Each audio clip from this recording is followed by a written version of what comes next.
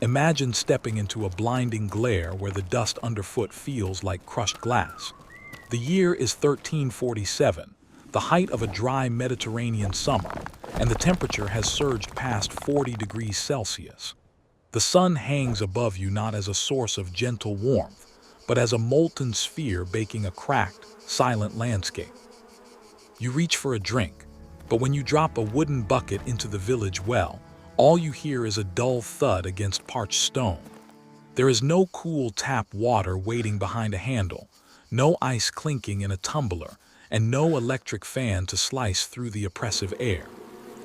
In the next 24 hours, your modern physiology, accustomed to climate control and pristine hydration, will face a brutal test. Every drop of moisture leaving your body through sweat must be replaced, yet the rivers have shriveled into stagnant, muddy trickles overflowing with bacteria. To survive a medieval heat wave, you cannot simply endure the heat. You must master a hidden architecture of survival that our ancestors refined over centuries. By midday, the heat penetrates deep into your skull. Your instinct tells you to rip off your clothes, but doing so under the unyielding medieval sun would cause degree sunburns within hours.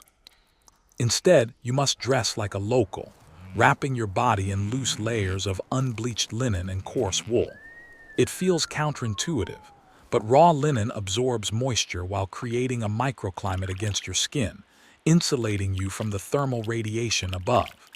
Medieval peasants understood that direct sunlight was an enemy. They wore broad-brimmed straw hats tightly woven from dried wheat stalks and kept their necks covered with damp cloths. While a modern person relies on synthetic moisture-wicking fabrics, the medieval villager relied on the natural breathing capacity of plant fibers. Yet clothing only protects the exterior. Inside, your body is rapidly dehydrating, losing essential salts and electrolytes that sweat drains away. When you search for something to quench your thirst, you quickly discover that drinking raw river water is a death sentence. The receding waters concentrate dysentery, cholera, and toxic algae blooms, making a single gulp a recipe for lethal fluid loss. Instead, you are handed a clay vessel filled with a murky, lukewarm liquid known as small beer or pasca. Small beer, brewed with a very low alcohol content, was boiled during production, effectively sterilizing the water. The subtle presence of alcohol and hops acted as natural preservatives, while residual grains provided crucial carbohydrates and sodium. Alternatively, peasants relied on pasca, an ancient Roman tradition preserved through the Middle Ages, which mixed sour wine or vinegar with water, salt, and herbs. The acidity created a hostile environment for pathogens, rendering warm water surprisingly safe to drink. To a modern palate used to chilled sodas, this vinegar brew tastes sharp and unpleasant, but in a world without refrigeration, it was the ultimate life-saving hydration. Seeking refuge from the suffocating midday air, you step inside a typical peasant cottage, expecting relief, but find a different kind of trap. The thick timber frames and wattle and daub walls, composed of mud, straw, and animal dung, offer a crucial thermal buffer. These materials absorb the brutal external heat during the day and release it slowly during the cooler night hours.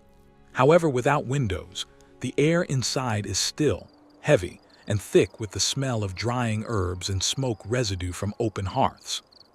To truly cool down, you must look below the earth. Medieval communities utilized deep root cellars, dug several meters beneath the topsoil where the earth maintains a constant temperature year-round.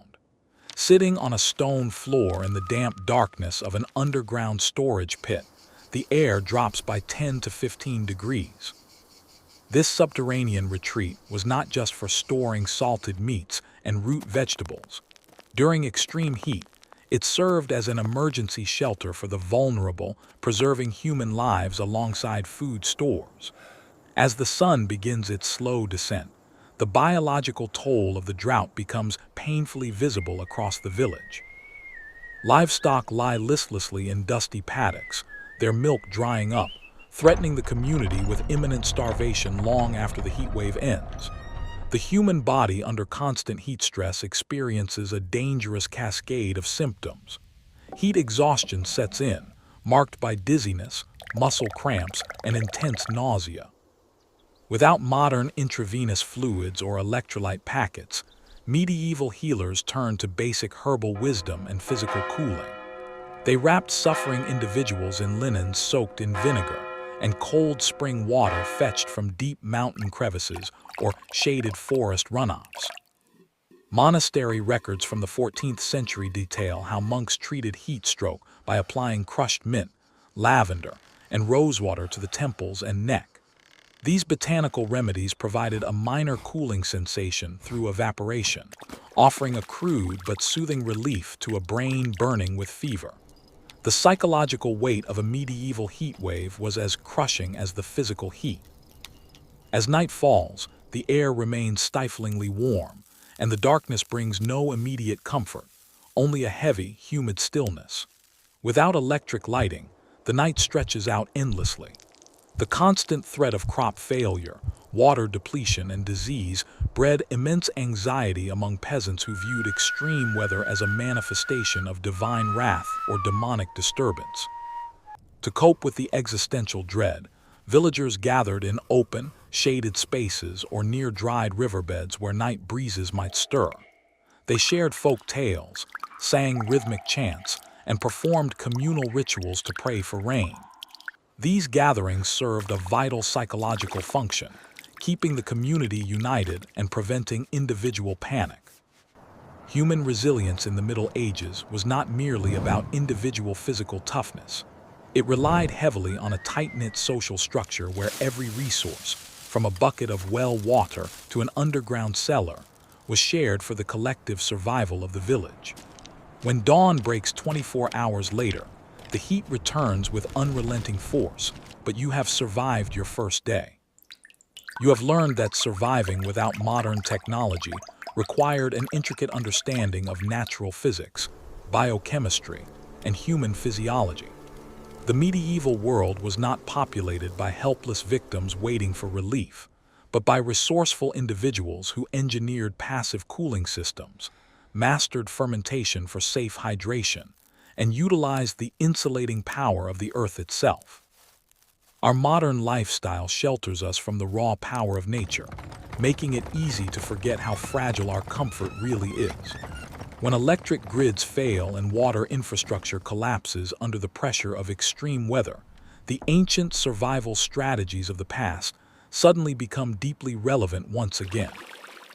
If you found this deep dive into historical survival intriguing, please click the subscribe button to support our channel and ensure you never miss our upcoming historical documentaries. Do you think your modern body could withstand 24 hours in a medieval heat wave using only clay pots, vinegar, and root cellars? Share your thoughts and tell us how you would survive in the comments below. And stay tuned for our next episode, where we explore how ancient civilizations survived deadly volcanic winters.